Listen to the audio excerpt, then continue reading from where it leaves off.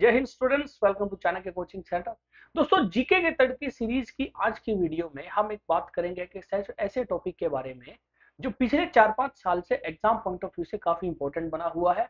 और वो टॉपिक है बच्चों Ramsar wetland site in India.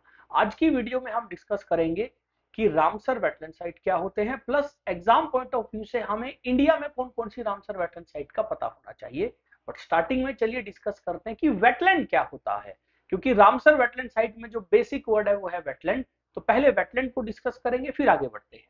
देखिए, वेटलैंड को हिंदी में बोला जाता है आर्द्र भूमि, और अगर मैं और सिंपलेस्ट हिंदी में बताने की कोशिश करूं तो दलदली इलाका, यानी वो एरिया जो पानी से भरा रहता है या जहां पे मिट्टी बहुत ज्यादा गीली रहती है। और अगर एग्जैक्ट उसकी डेफिनेशन की बात करें तो wetlands are the area of land that are saturated with water either permanently or seasonally where the water table is at or near the surface। यानी वेटलैंड उस जगह को बोला जाता है जहां पे पानी भरा भरा रहता है या खड़ा रहता है, या तो परमानेंटली सारे साल या बारिश के सीजन में, जहां पे बच्चों वाटर टेबल बहुत सरफेस के पास होता है। वाटर टेबल मतलब आप थोड़ा सा जमीन खोदो, पानी बाहर आना शुरू हो जाएगा, जैसे कुओं में बच्चों हम देखते हैं। अब वेटलैंड इंपॉर्टेंट क्यों है, उसको समझने से पहले आपको एक चीज समझनी होगी कि क्या बड़े जानवर उतने ही जरूरी हैं जितने छोटे जानवर। बिल्कुल। और छोटे जानवर और पेड़ पौधे बहुत जरूरी है एनवायरमेंट के लिए, क्योंकि वो हमारी अर्थ के बैलेंस को मेंटेन करते हैं। अब वेटलैंड जो है ये एक बहुत डाइवर्स इकोसिस्टम होते हैं जो सपोर्ट करते हैं प्लांट्स को और एनिमल को, जो कि एनवायरमेंट पॉइंट ऑफ व्यू से बहुत इंपॉर्टेंट है। जैसे एग्जांपल के लिए आप इस फोटो को देखिए, ये एक वेटलैंड की फोटो है और इसमें आप देख पाओगे पक्षी आए हुए। अब कई बार ऐसा होता है बच्चों की बहुत सारे बर्ड्स के ग्रुप काफी कई हजार किलोमीटर का डिस्टेंस कवर करके एक वेटलैंड के पास आते हैं अपने अंडे देने, बच्चों को बड़े करने, और फिर उठ के वापस चले जाते हैं। प्लस यहाँ पे छोटे छोटे बच्चों जो इंसेक्ट कैटेगरी के जानवर हैं वो भी डेवलप होते हैं, वो भी बच्चों जो हमारी बेसिक जो एनवायरमेंट है उसके लिए बहुत जरूरी है, उनके लिए बच्चों वेटलैंड जो है वो काफी जरूरी है।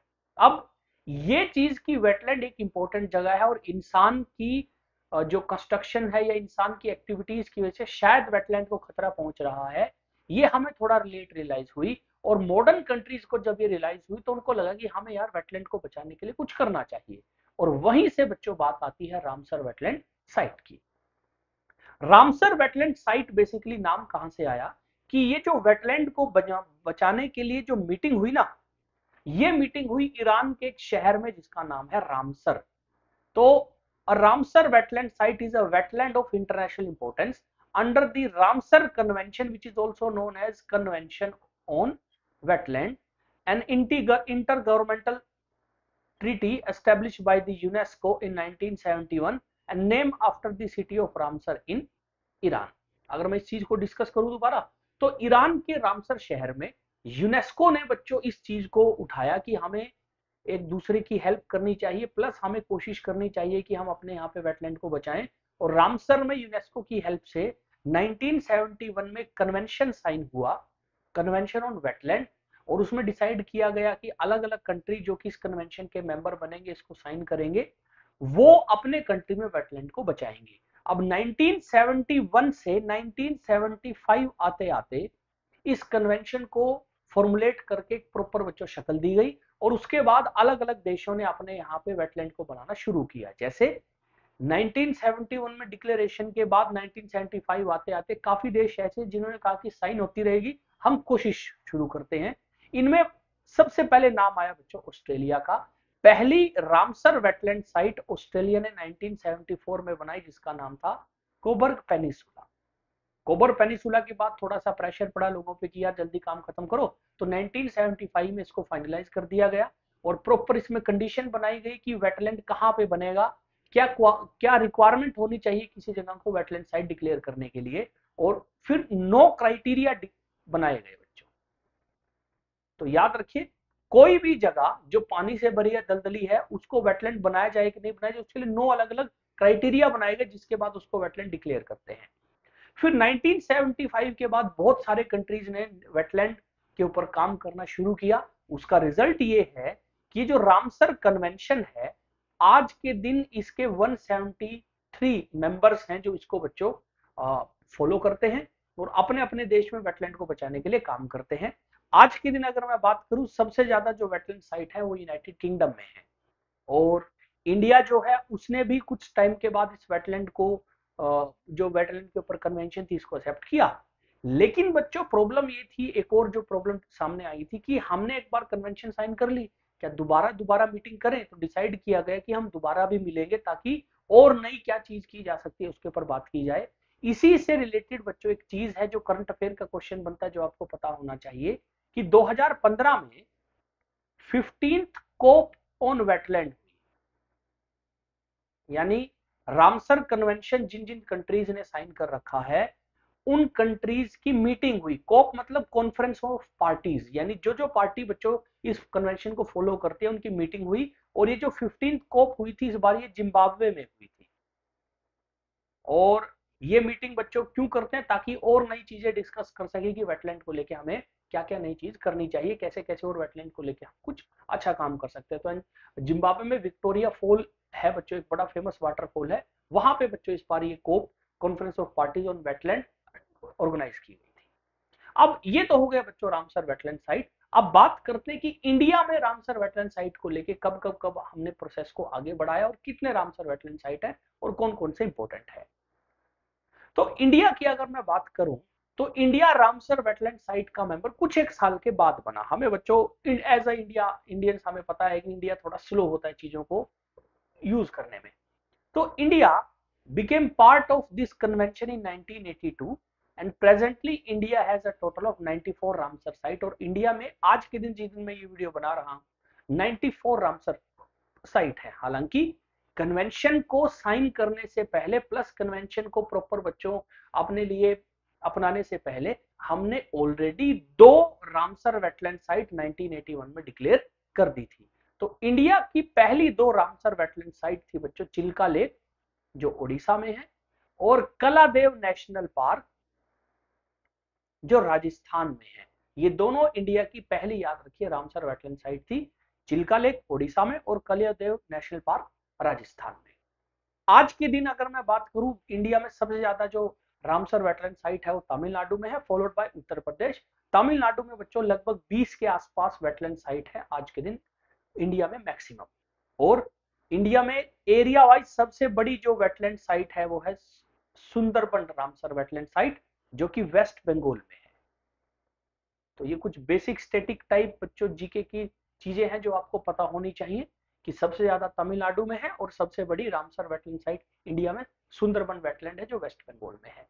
अब बच्चों क्या हमें 94 की 94 वेटलैंड साइट के नाम याद होने चाहिए? देखिए अगर मैक्सिमम एग्जाम्स की बात की जाए तो आपके एग्जाम में रामसर वेटलैंड साइट का अगर क्वेश्चन आया वो उसका क्वेश्चन आएगा जो रिसेंटली ऐड हुई हो।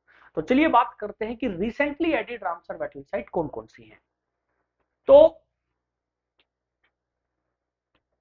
सबसे पहले बच्चों इस लिस्ट में नाम आता है, अच्छा बाय द वे ये सारी वो रामसर वेटलैंड साइट हैं बच्चों जो 2025 यानी 2025 में ऐड की गई हैं। इसलिए करंट अफेयर टाइप से बच्चों करंट अफेयर के क्वेश्चन के हिसाब से काफी इंपॉर्टेंट क्वेश्चन बन जाता है। तो इसमें पहली बच्चों जो वेटलैंड साइट है वो है शक्कर कोटाई बर्ड सेंचुरी तमिलनाडु में और तीर्थंगल बर्ड सेंचुरी तमिलनाडु में, दोनों की दोनों तमिलनाडु में आई।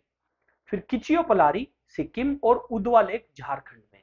ये 4 वेटलैंड साइट जो हैं ये 2 फरवरी को ऐड हुई थी इस साल 2025 में। अब सवाल है 2 फरवरी को ही क्यों?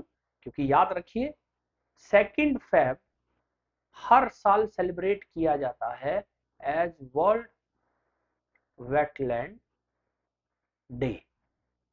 वर्ल्ड वेटलैंड डे कब सेलिब्रेट होता है? 2 फेब को। और ये चारों की चारों रामसर वेटलैंड साइट हमने 2 फेब को ऐड की थी। नेक्स्ट फिर बच्चों है किचन और मीनार, ये दोनों राजस्थान में है। फिर है गोकुल जलाशय और उदयपुर, ये दोनों बिहार में है। तो किचन और मीनार बच्चों जून के आसपास ऐड की गई थी और गोकुल जलाशय बिहार में और उदयपुर झील बिहार में, ये दोनों साइट जो है ये हमने ऐड की थी बच्चों सितंबर के आसपास। और इसी नवंबर के महीने में गोगाबील लेक जो कि बिहार में है ये बन गई थी बच्चों 94 रामसर साइट ऑफ इंडिया। तो इंडिया में जो रिसेंट रामसर साइट हमने ऐड की है वो है गोगाबील लेक जो कि बिहार में है, जिसको अभी बच्चों इसी नवंबर के महीने में हमने ऐड किया है। तो ये सारी वो साइट है जिनके नाम आपको पता होने चाहिए। अब इसके अलावा एक और छोटा सा कंसेप्ट है जिसका लेना देना है रामसर वेटलैंड साइट से, वो है बच्चों मॉन्ट्रियक्स रिकॉर्ड। अब ये क्या चीज है? तो मॉन्ट्रियक्स रिकॉर्ड बच्चों एक लिस्ट है उन वेटलैंड साइट की which are under threat.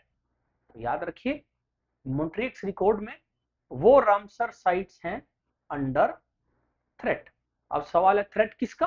Human activities का, कि अगर इनके आसपास ह्यूमन एक्टिविटीज कंटिन्यू रही, शायद ये जो हमारी वेटलैंड साइट है ये लंबे टाइम तक हम इनको प्रोटेक्ट ना कर पाए। और मॉन्ट्रियक्स रिकॉर्ड में जितनी वेटलैंड साइट होती है उनको थोड़ा गौर करके बचाया जाता है, गौर करके उनके ऊपर काम किया जाता है। अब क्वेश्चन यहां से बच्चों ये आ सकता है कि इंडिया की कितनी रामसर साइट हैं जो मॉन्ट्रियक्स रिकॉर्ड में और कौन कौन सी हैं? तो याद रखिए, 2 रामसर साइट इन इंडिया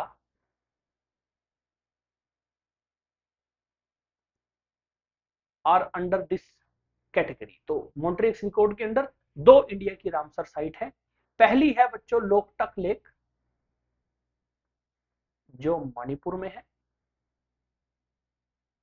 तो ये वाली है बच्चों लोकटक लेक, जो मणिपुर में है। और दूसरी साइट का बच्चों मैं नाम इस तरफ लिख रहा हूं, वो है बच्चों कलादेव घना। इसको सिंपल लिख देते हैं, कलादेव घना। कलादेव घना बच्चों हमने पढ़ा था, ये भारत की पहली रामसर साइट में से एक थी, ये राजस्थान में है। तो ये दो ऐसी साइट है दोस्तों जो मॉन्ट्रियक्स रिकॉर्ड के अंडर है। और ये क्वेश्चन जो है ये शायद एसएससी या रेलवे ना पूछे, बट कोई बड़ा एग्जाम जिसमें जो जीएस है या जीके वो थोड़ी हाई लेवल की आती है, वहां पे इस टाइप का क्वेश्चन बन सकता है।